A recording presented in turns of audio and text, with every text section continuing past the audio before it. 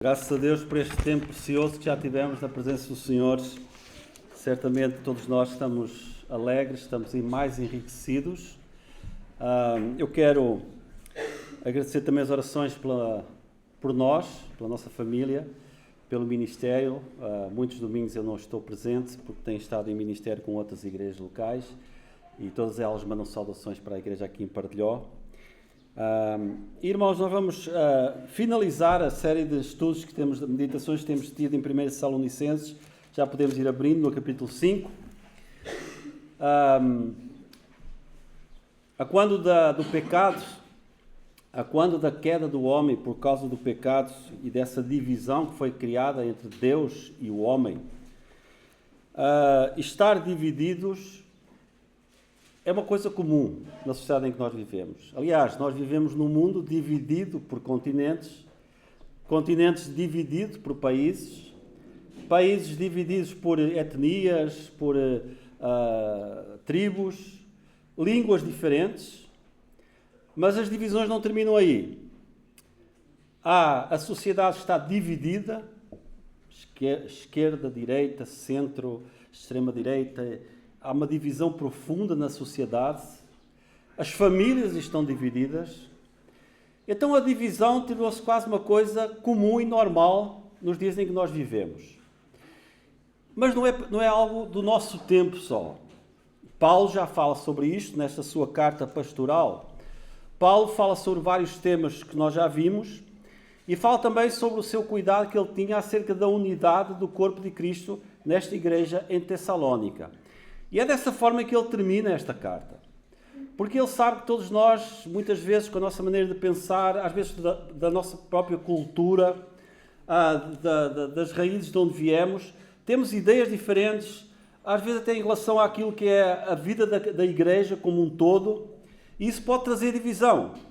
Às vezes acerca de uma interpretação que eu faço das Escrituras que é um pouco diferente daquela que o meu irmão faz, então isso já cria uma barreira entre nós. E Paulo sabia disso.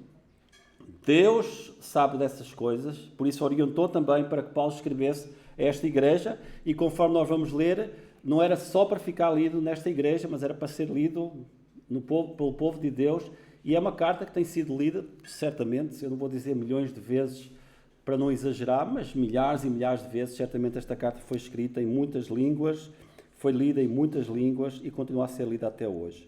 Irmãos, vamos então a 1 Tessalonicenses. Conforme eu disse, irmãos, nós vivemos num mundo de divisões. E este texto, então, começa-nos por dizer o seguinte, 1 Tessalonicenses, capítulo 5, a partir do versículo 12. E rogamo-vos, irmãos, que reconheçais os que trabalham entre vós, e que presidem sobre vós no Senhor e vos admoestam, e que os tenhais em grande estima e amor, por causa da sua obra, tendo paz entre vós. Rogamo-vos também, irmãos, que admoesteis os desordeiros, consoleis-os de pouco ânimo, sustenteis os fracos e sejais pacientes para com todos. Vede que ninguém dê ao trem mal por mal, mas segui sempre o bem, tanto uns para com os outros, como para com todos. Regozijai-vos sempre, orai sem cessar, em tudo dai graças, porque esta é a vontade de Deus em Cristo Jesus para convosco. Não extingais o Espírito, não desprezeis as profecias, examinai tudo, retende o bem, abstendo-vos de toda a aparência do mal.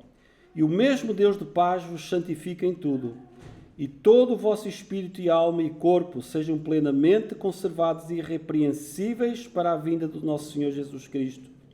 Fiel ao que vos chama, o qual também o fará. Irmãos, orai por nós. Saudai a todos com o ósculo santo.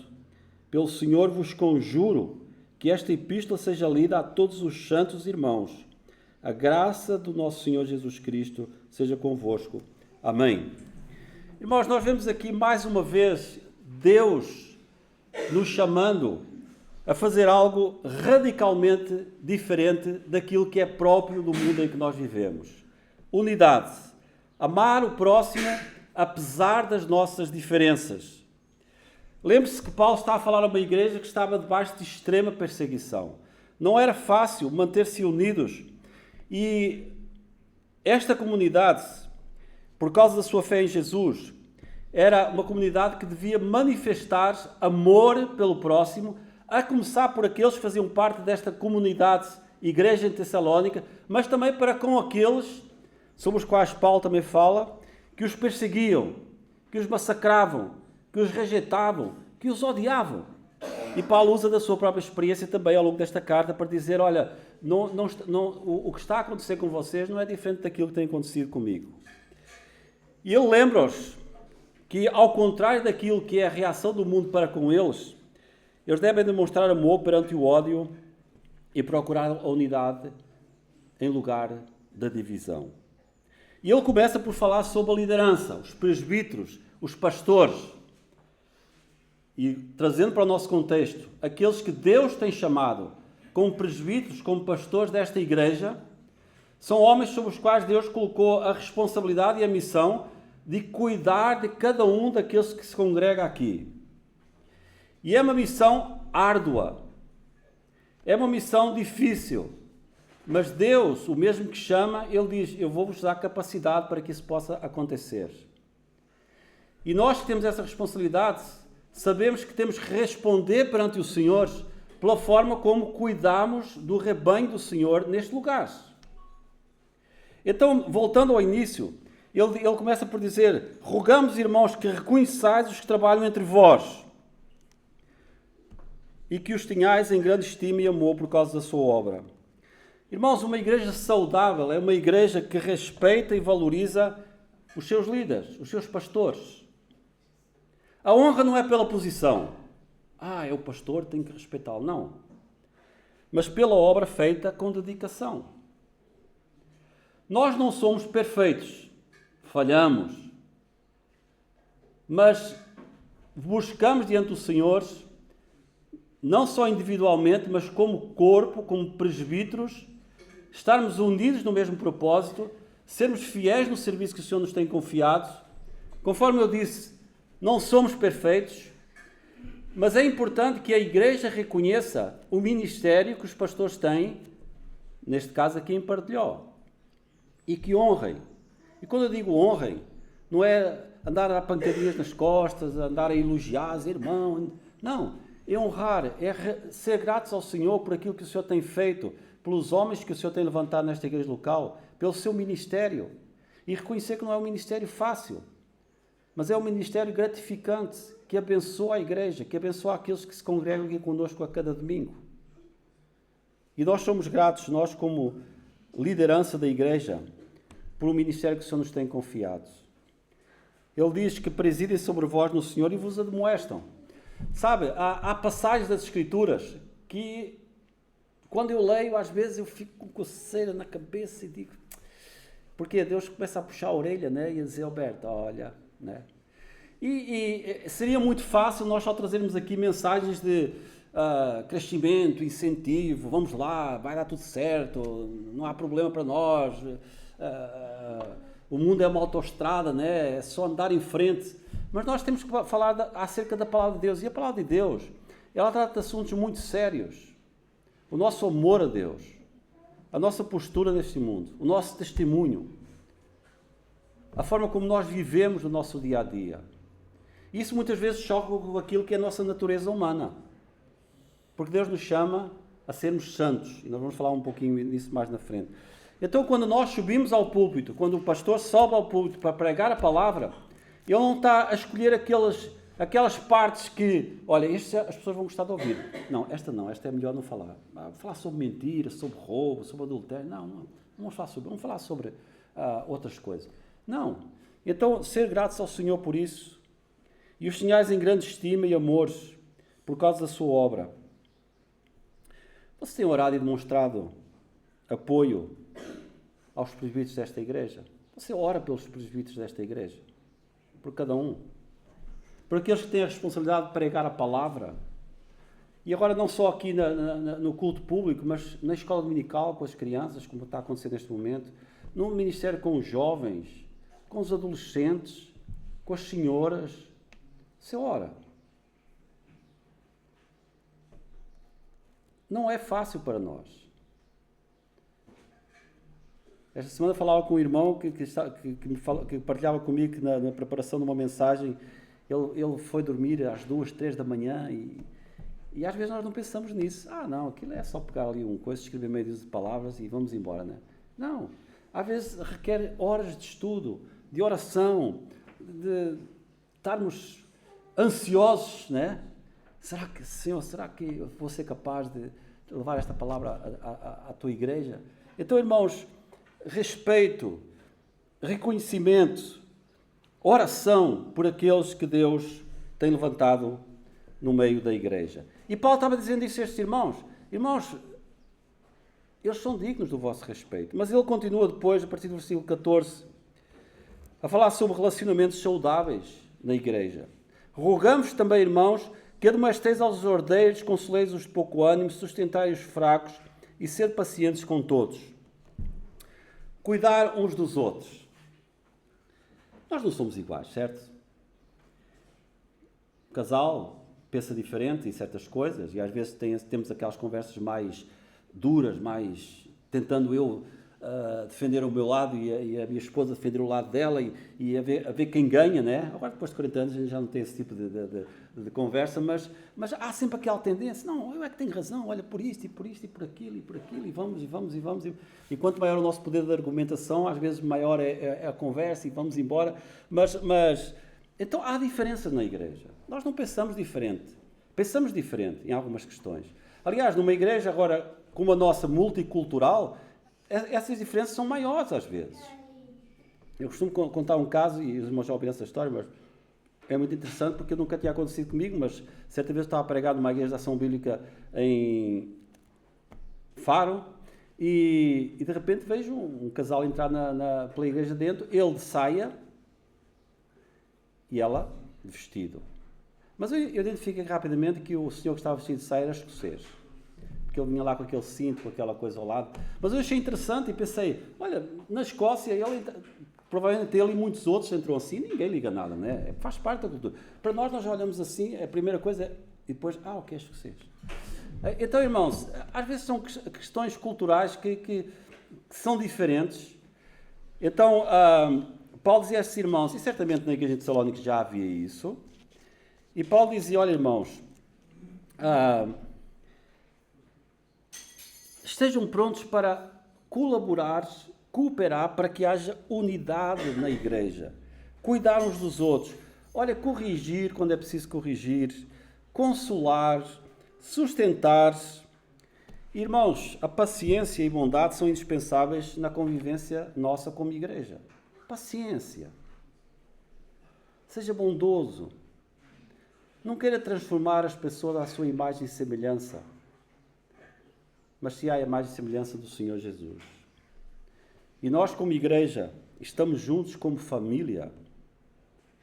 E nós que temos família carnal também, certamente que tudo aquilo que nós fazemos é para o bem da nossa família. Nós queremos o melhor para a nossa família. Nossa esposa, nosso marido, nossos filhos, nossos netos, nossos sobrinhos, aqueles que fazem parte da nossa família carnal. Mas a igreja é família. E nós já temos ouvido falar muito sobre isso, e quando alguém da família não está bem, a igreja sofre, a igreja sente. Nós temos falado, temos orado sobre a irmã Maria, temos orado sobre outros irmãos que passam por problemas de saúde, outros problemas, e nós ficamos tristes, porque queríamos que todos estivessem cheios de saúde, né? Cheios de vigor, mas não é assim. Há às vezes outro tipo de dificuldades. Então o que Paulo dizia era, irmãos, cuidem uns dos outros, tenham relacionamentos saudáveis, não fiquem a apontar as falhas uns dos outros.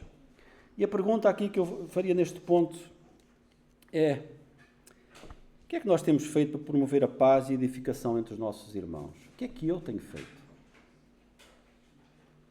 Não é o que é que o irmão Timóteo, o irmão Joel, ou a irmã Maria, não é o que eles têm feito. Eu. E cada um de nós deve fazer essa pergunta a si mesmo. O que é que eu tenho feito para promover a paz e a edificação na igreja? Veja que ele diz no versículo 15: vede que ninguém dê ao trem mal por mal, mas que sempre o bem, tanto uns para com os outros, como para com todos. Mais uma vez, é algo que vai contra a nossa natureza humana, mas é algo para o qual Deus nos capacita através da ação do seu Espírito em nós. Não é natural? Não. Mas quando Paulo escreve esta carta e debaixo da direção de Deus, do Espírito Santo, Paulo, é Deus que está falando. Olha, seguiu bem. A ninguém deu o trem mal por mal, mas segui sempre o bem, tanto uns para com os outros, como para com todos. Não só no meu relacionamento com o irmão, mas no meu relacionamento com todos. Já que nós temos sido canal de bênção, de promover a paz na nossa igreja local, eu dou graças a Deus pela nossa igreja. Não somos perfeitos, mas eu dou muitas graças a Deus por cada um de vocês.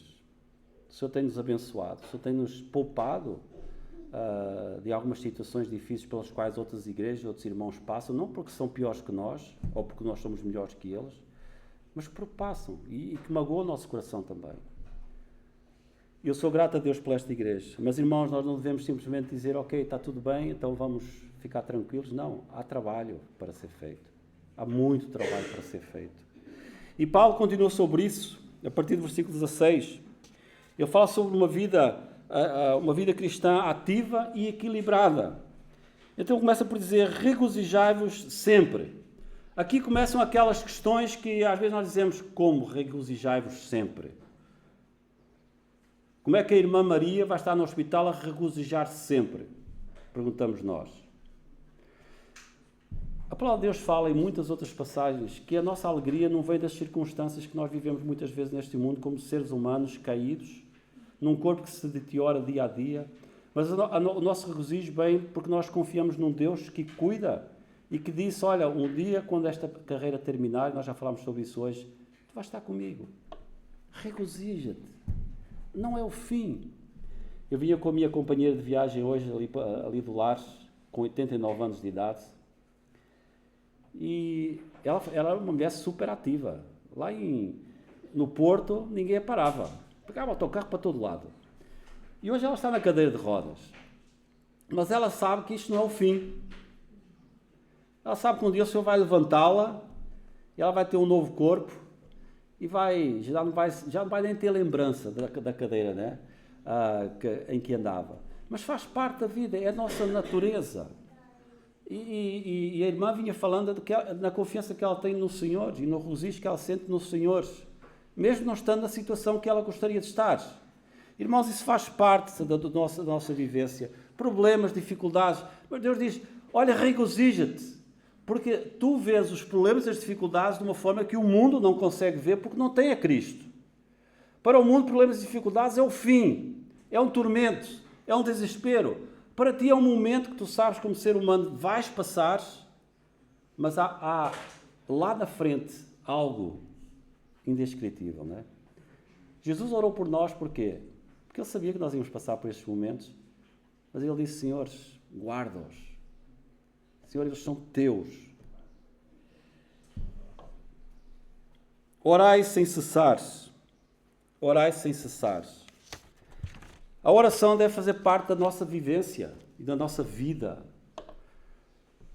Mas não é só a oração naqueles momentos em que nós nos retiramos e fechamos os nossos olhos para não nos distrairmos com aquilo que está à nossa volta e oramos e falamos com o Senhor.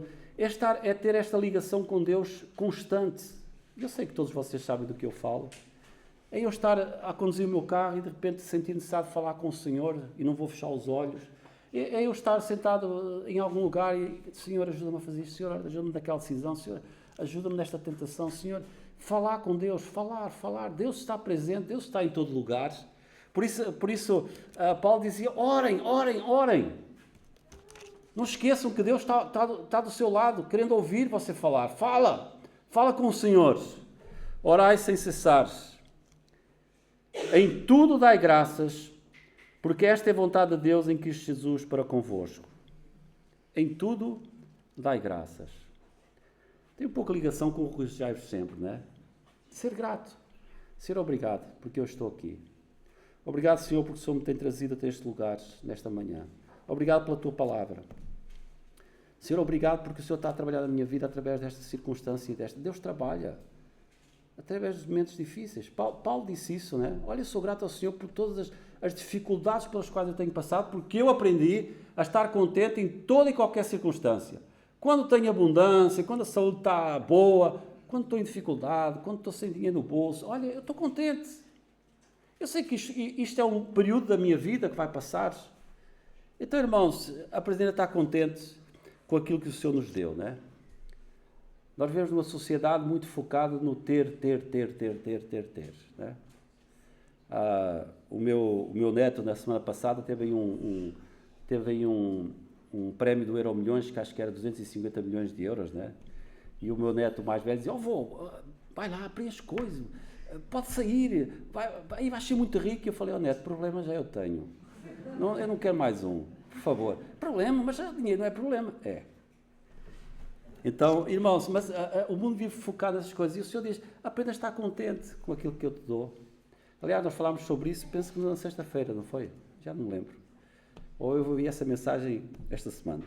Aprender a estar contente. Então, em tudo dai graças, porque esta é a vontade de Deus para convosco. Versículo 19, não extingais o Espírito. Esclarecer, eu sei que vocês sabem, mas pode haver alguém que tenha dúvidas neste aspecto. Não é que o Espírito vai e vem, né? Como alguns dizem. Agora eu tenho Espírito, agora já não tenho, agora já não tenho. Isso não existe. O Espírito Santo foi dado pelo Senhor à Igreja. Se você é parte da Igreja, você tem o Espírito Santo na sua vida. Agora, aqui o que fala é sobre você dar espaço para que o Espírito Santo possa agir da sua vida, possa instruí-lo, possa aconselhá-lo, possa ter o papel que ele tem, o consolador, o ensinador, aquele que nos faz entender as Escrituras. E dependendo da vida que nós temos, da comunhão com o Senhor ou não, nós podemos ir extinguindo, podemos ir abafando, não que ele vai diminuindo, não que ele vai se afastando um pouquinho, não, mas não ser sensíveis à voz de Deus. Por isso, irmãos, nós temos que ter esta comunhão com Deus, porque nós, apesar de sermos filhos de Deus, nós estamos sempre correndo o risco, se posso usar essa palavra, de repente nos afastarmos. E nós conhecemos tantas histórias. E não é por você ser mais velho ou ter mais anos de conversão que você está imune a esse tipo de risco. Essa comunhão com Deus tem que ser permanente, por isso nós lemos lá atrás, orem, tenha comunhão com o Senhor, regozije, não desprezeis as profecias. Não as profecias que existiam antes das Escrituras estarem completas, onde Deus manifestava a certos homens aquilo que Ele queria que fosse ensinado ao povo, mas isso foi sendo escrito neste livro que nós temos nas mãos, e Deus hoje usa este livro. Então, quando eu subo ao púlpito, eu estou na missão de profeta, ou seja, eu não estou a acrescentar nada a este livro, mas eu estou a trazer a interpretação daquilo que este livro diz.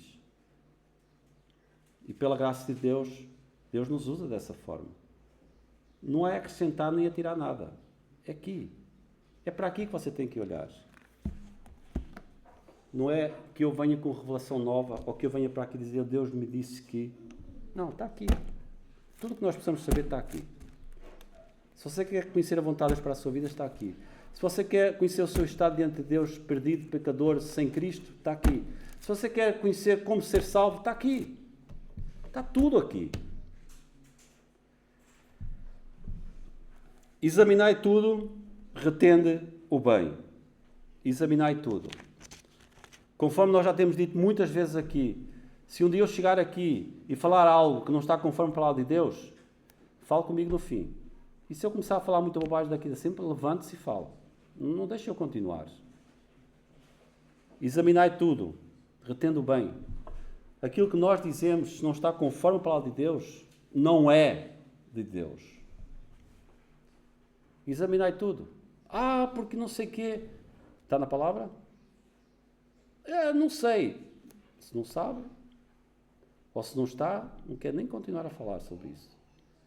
É a palavra de Deus. Está aqui. Retendo o bem. Abstendo-se de toda a aparência do mal. Este caminhar, este processo de santificação, da qual nós lemos a partir do versículo 23, é um processo que vai levar todos os dias da nossa vida. Não é apenas... A conversão é um momento em que eu confesso Jesus como Senhor e Deus me salva. A santificação é um processo. Deus nos vê como santos, mas Deus diz, olha, agora estás a começar uma caminhada. E essa caminhada é feita dia a dia.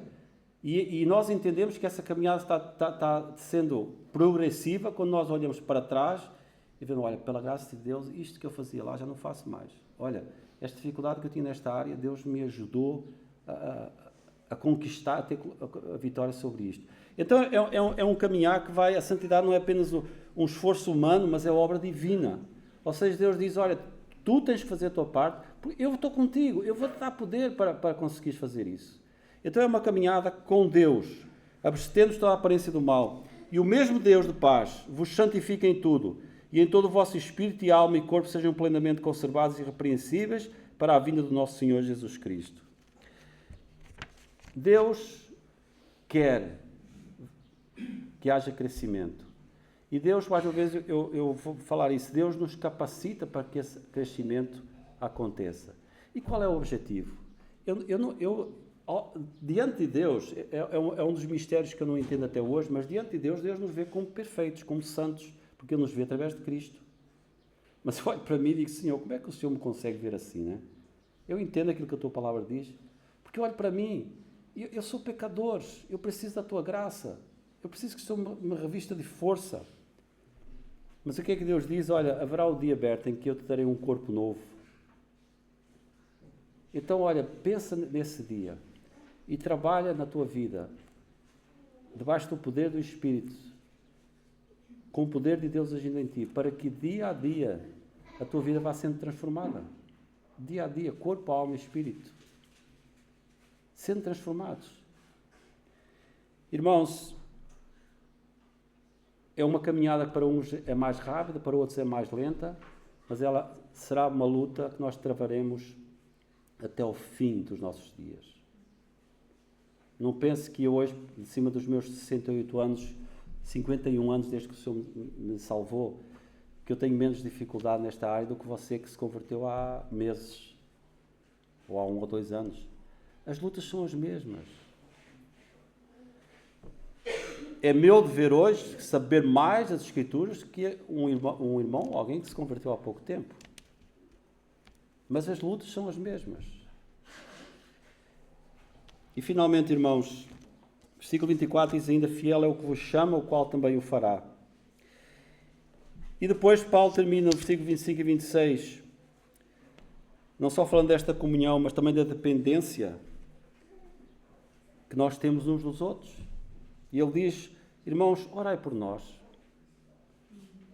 Irmãos, eu sempre tenho dito que ao longo destes 45 anos, desde que o Senhor me levou ao Brasil pela primeira vez, eu reconheço que a oração que muitos irmãos fazem em muitos lugares, por mim, pela Marta, pelo nosso ministério, tem sido uma base muito forte do ministério que o Senhor nos tem chamado a realizar. Alguns irmãos eu nem sei quem são, mas eu sei que há muitos irmãos que oram por nós. Nós temos que orar uns pelos outros. Eu preciso das vossas orações. Nós precisamos de orações uns dos outros. E Paulo dizia, irmãos, orem por nós. Saudai a todos os irmãos com ósculo santo, né? Fraternal. Os deuses ainda hoje têm o costume de se beijarem no rosto. Mas nós também, portugueses, também gostamos. Também damos beijinhos uns nos outros, né? Mas é uma forma carinhosa de nós saudarmos uns aos outros. E ele dizia, olha, aqui é a ideia de, olha, saúde fraternalmente, né? Com sinceridade. Não é só por, tudo bem, irmão. Mas... E depois ele termina dizendo, pelo Senhor vos conjuro que esta epístola seja lida a todos os santos irmãos. Veja que Paulo usa uma expressão forte. Eu conjuro-vos. Quase que ele poderia dizer, eu ordeno que esta epístola seja lida a todos os irmãos. Porquê? Porque Paulo sabia que essa carta que ele tinha recebido com base na informação que ele tinha tido daquela igreja, das suas vitórias, do seu testemunho, mas também das suas lutas, era importante que fosse lida. E pela graça de Deus, esta epístola faz parte do cânon das Escrituras e nós temos o grande privilégio, de ler um livro que foi escrito há 2000 anos atrás e ele ser uma bênção para nós. Conjuro-vos a que esta epístola seja lida a todos os santos. A graça de nosso Senhor Jesus Cristo seja convosco. Amém.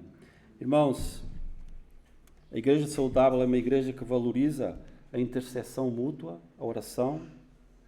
A comunhão fraterna deve ser calorosa, deve ser real, não deve ser falsa. A graça de Cristo é a base de tudo o que somos e de tudo aquilo que fazemos. Que o Senhor nos possa ajudar, irmãos, para que, seguindo o exemplo do nosso Senhor Jesus, que se entregou por nós na cruz, manifestando assim o seu amor por cada um de nós que está aqui nesta manhã, nós possamos também nos dar uns pelos outros, para que a Igreja do Senhor seja abençoada e nós, como corpo, possamos ser uma bênção também, não só aqui dentro, mas para aqueles que estão lá fora também. Que o Senhor a todos abençoe.